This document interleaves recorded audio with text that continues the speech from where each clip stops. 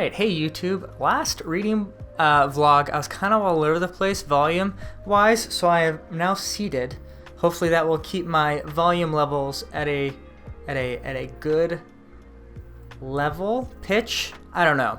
Some word where it doesn't hit the red. Anyway, reached the end of book 2 of The Crippled God, which ends up being just chapter 7 is what I'm going to go over here on this vlog.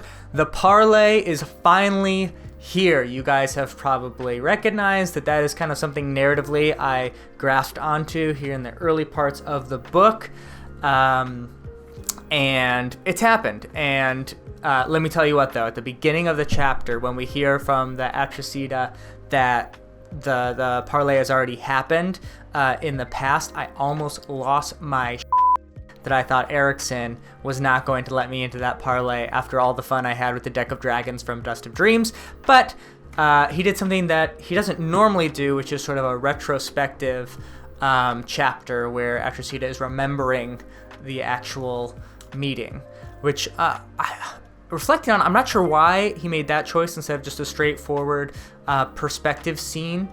It does give us a nice sort of viewpoint into Briss and hers now very loving relationship that has gone on mostly off screen. So maybe that's the purpose, or just to keep the keep the reader guessing.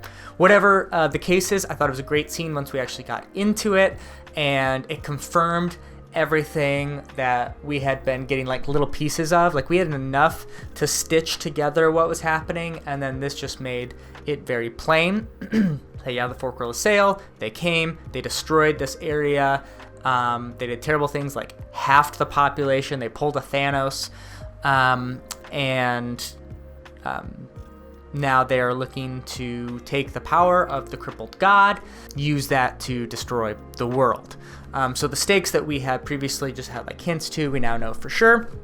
We also know the adjunct's plan and the reason why it is so sad, and the meaning behind the unwitnessed thing is that really the Bone Hunters are, and I like how Fiddler says this later, they're the Walking Dead, because they are going to be the ones who distract the Fork Will Assail enough for the Parish Grey Swords and what's left of the Burned Tears, and potentially the Volcando people, to flank the nation and be able to steal the heart, the source of power of the Crippled God. I think what's interesting is after this scene, it's becoming apparent that while it is obviously a large story, it feels more confined and focused than previous Malazan books, because we're coming to an ending. So a lot more of the particular storylines are focused on an initial end point, which is that meeting in Kalan's at the Spire to get the heart of the Crippled God. Generally in Malazan, we have like a billion different viewpoints and characters and quests that are going on at the same time, so we're going in and out of a lot of different things. For the first time in the series, really, in the Crippled God, well, I guess Gardens of the Moon has this as well, for obvious reasons. Since then, the first time I'm feeling like every single word written is pointing at one particular thing, which is both a positive and a negative. I mean, I think most finales, I don't want to say suffer from this because this is important narratively, but like there's a different kind of focus on the ending because you're so close. Like even something as simple as Harry Potter, like the Deathly Hallows has that feel. It's just focused so intently on the ending that you all of a sudden feel that this destiny of getting to the end of this series. And so it's happening again in this series, which is interesting in Malazan because we've been so all over the place. Very interested that book 3 is called To Charge the Spear. That is a reference to, who says that?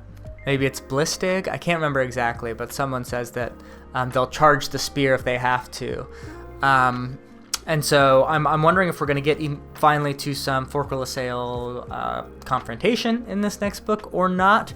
But I certainly think that's coming. I think we're moving at a very, very quick pace in this book. We're at about page 300 at this point, and I feel like we're going to now move into that second act of rising tension that's going to lead to the end point, and we're going to start getting a lot of revelations. A real quick word on Rude. I think that's how you say it, maybe Rudd, but Captain Rude. there's his exchange with Bottle is laugh out loud hilarious. But we hear that he's an elder, and the Talana Mass like honor him as elder. The only thing I can think of is that it's K. Rool inside of there. I don't think we've seen him since Memories of Ice. So someone correct me in the comments if I'm wrong on that, but it would make sense because he's obviously very intimately involved in a lot of this, and he says something interesting that like the Storm Riders borrow their magic, and so that could be something that K. Rool said because obviously the Warrens are his blood. I love the like slow development of that story, like when way back in the beginning of Dust of Dreams to now it's becoming sort of a central element of what's going to happen, and his relationship with Scanero is very interesting. Really liked this chapter. I'm excited about it. I think my volume was better this time. Let me know. Maybe I need to do all of these seated instead of standing. Let me know in the comments below what you guys think of the first 2 books of Crippled God. Like and subscribe.